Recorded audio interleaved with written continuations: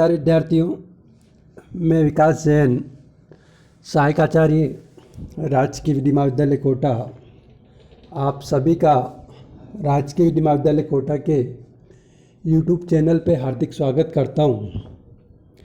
जैसा कि हम बात कर रहे थे भारतीय साक्ष्य अधिनियम 1872 की YouTube श्रृंखला में, तो आज हम बात करेंगे धारा 18, 19, 20 और 21।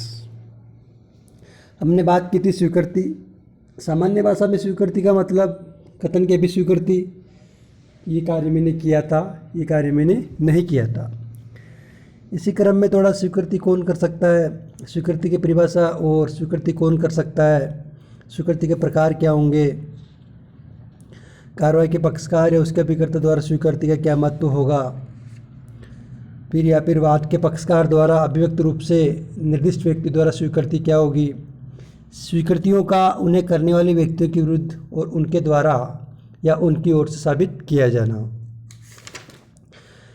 धारा 17 कहती है कि स्वीकृति वह मौखिक या दस्तावेजी या इलेक्ट्रॉनिक रूप में अंतर्निष्ठ कथन है जो किसी विवादक तथ्य या सुसंगत तथ्य के बारे में कोई अनुमान इंगित करता है और जो ऐसे व्यक्तियों में से किसी के द्वारा उस ऐसी परिस्थितियों में किया गया है जो एतस्मिन् पश्चात वर्णित है। एतस्मिन् पश्चात का मतलब धारा 18, 19, 20 में।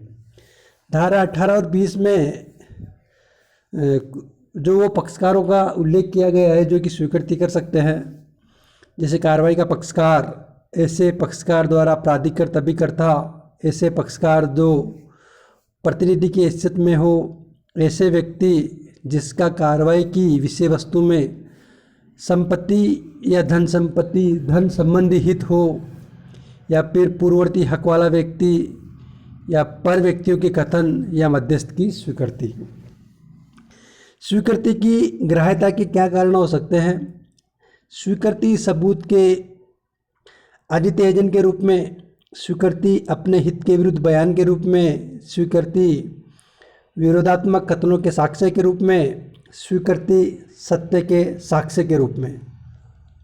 सामान्यतः स्वीकृति को 3 भागों में बांटा है। एक औपचारिक स्वीकृति जिसे न्यायिक स्वीकृति भी कहा जाता है, एक अनौपचारिक तथा आकस्मिक स्वीकृति, तीसरी आचरण द्वारा स्वीकृति। औपचारिक स्वीकृति के अंतर्गत अभिवचनों में की गई स्वीकृति या फिर स्वीकृति का सूचना के उत्तर में की गई स्वीकृति, कार्रवाई के दौरान पक्षकारों के अधिवक्ताओं या वकीलों द्वारा की गई कथन, या फिर प्रति प्रश्नों के समक्ष उत्तर। उक्त स्वीकृतियां सिविल कार्रवाई के बारे में होती है और मुकदमे के कार्रवाई के दौरान की जाती है। इसके बाद आती है अनौपचारिक तथा आकस्मिक स्वीकृति। अनौपचारिक स्वीकृतियां जीवन के मामूली अनुक्रम में या कारोबार के मामूली अनुक्रम या साधारण वार्तालाप के क्रम में हो सकती है। इसके बाद आती है आचरण द्वारा स्वीकृति। कुछ परिस्थितियों में पक्षकार का आचरण भी स्वीकृति का साक्ष्य बन सकता है। गूंगा और बहरा व्यक्ति अपने मामले को दुभाषी के माध्यम से अभिवचन या बहस करता है जो कि उसके इशारों को न्यायालय को स्पष्ट कर सकता है। इस प्रकार स्वीकृति भी इशारों द्वारा हो सकती है। सिविल सारवान साक्ष्य होती है यद्यपि कि वे स्वीकृति सारवान साक्ष्य होती है यद्यपि कि वे स्वीकृत किए गए विषयों की निश्चयात्मक सबूत नहीं होती। स्वीकृतियाँ यदि सही एवं स्पष्ट हो तो वे स्वीकृत तथ्यों का सबसे अच्छा सबूत है। स्वीकृतियाँ हमेशा स्वीकृतिकर्ता के विरुद्ध प्रथमदृष्टया प्रभाव रखती है जब तक कि उनके बारे में अन्य कोई युक्त स्पष्टीकरण ना हो। धारा 31 के अनुसार स्वीकृतियाँ निश्चयात्मक सबूत नहीं है किंतु विबंध कर सकती है। विबंध का मतलब एक व्यक्ति एक समय पर एक बात कहे और दूसरे समय पर उसी बात को दूसरी तरह से कहे, मतलब एक बार हाँ करे दूसरी बात के लिए दूसरी बार ना करे तो उसे ना नहीं करने दिया जाएगा, उसे विबंध कहते हैं। धारा 31 के अनुपूरक उपबंध धारा 58 में दिए गए हैं। धारा 58 के अनुसार जो तथ्य स्वीकृत हो जाते हैं उन्हें साबित करना आवश्यक नहीं रह जाता। धारा 18 कहती है कि कार्रवाई के पक्षकार या उसके अभिकर्ता द्वारा स्वीकृति। धारा 18 के अनुसार 5 प्रकार के व्यक्ति स्वीकृतियाँ कर सकते हैं। कार्रवाई के पक्षकार, ऐसे पक्षकार द्वारा प्राधिकृत अभिकर्ता, ऐसे पक्षकार द्वारा जो प्रतिनिधि की हैसियत से वाद ला रहे हों या जिन पर उसी हैसियत से वाद लाया जा रहा हो उस समय स्वीकृतियाँ किया जाना जबकि वह ऐसी हैसियत धारण करता हो। ऐसे व्यक्ति जिसका कार्रवाई की विषय वस्तु में संपत्ति या धन संबंधी हित है, ऐसा हित चालू रहने के दौरान, ऐसा व्यक्ति जिसके वाद के पक्षकारों का वाद की विषय वस्तु में अपना हित उत्पन्न हुआ हो, ऐसा हित चालू रहने के दौरान। कार्रवाई के पक्षकार, दांडिक मामलों में अभियुक्त एक पक्षकार होता है और उसकी स्वीकृतियां धारा 24 से धारा 27 के उपबंधों के अधीन रहते हुए ग्राह्य होती है। सिविल वादों में सभी वादी और प्रतिवादी पक्षकार होते हैं। अभिकर्ता द्वारा स्वीकृति, किसी पक्षकार के अभिकर्ता द्वारा किया गया कथन इस धारा के अंतर्गत स्वीकृत होता है। इसके बाद बात करते हैं उन व्यक्तियों द्वारा जिनसे हित उत्पन्न हुआ हो स्वीकृतियाँ। एक व्यक्ति द्वारा की गई स्वीकृति अन्य व्यक्तियों के विरुद्ध साक्ष्य में वहाँ तक ग्राह्य की जा सकेगी जहाँ तक कि वे उन व्यक्तियों की संगति के अंतर्गत आए।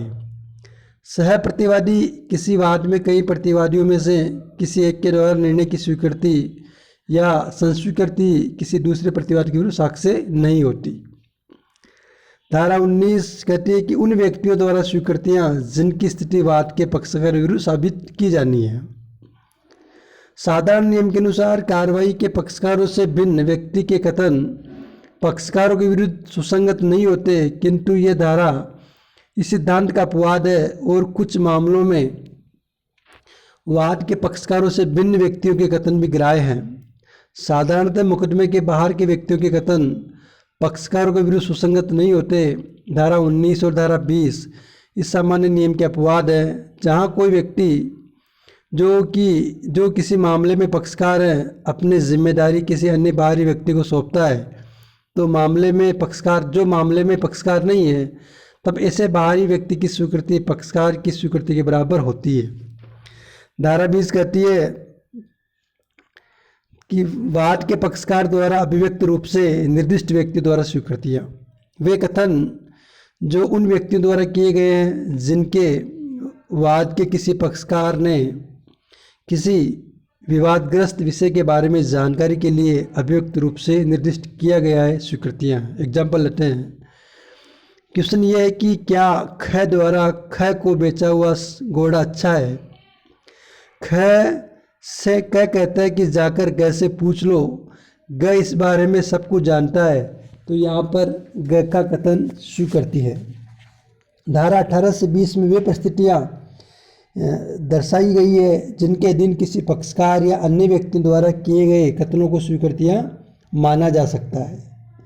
धारा 20 के अनुसार यदि वाद का कोई पक्षकार किसी पर व्यक्ति द्वारा किए गए कथन द्वारा अपने को आबद्ध करने के लिए सहमत हो जाता है तो उस व्यक्ति के कथन को जब ऐसा कथन किया जाएगा उस पक्षकार द्वारा की गई स्वीकृति माना जाएगा।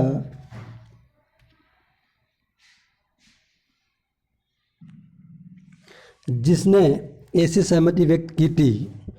और यदि दोनों पक्षकार उस विषय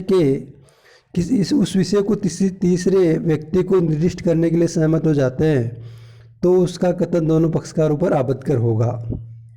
धारा 21 कहती है कि स्वीकृतियों को उन्हें करने वाले व्यक्तियों के विरुद्ध और उनके द्वारा या उनकी ओर से साबित किया जाना।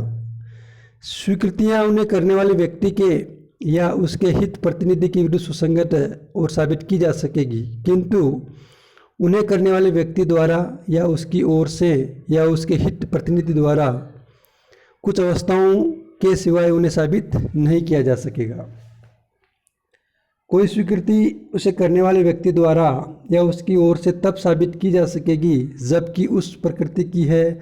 यदि उसे करने वाला व्यक्ति मर गया होता तो वह अन्य व्यक्तियों के बीच धारा 32 के अंतर्गत सुसंगत होती।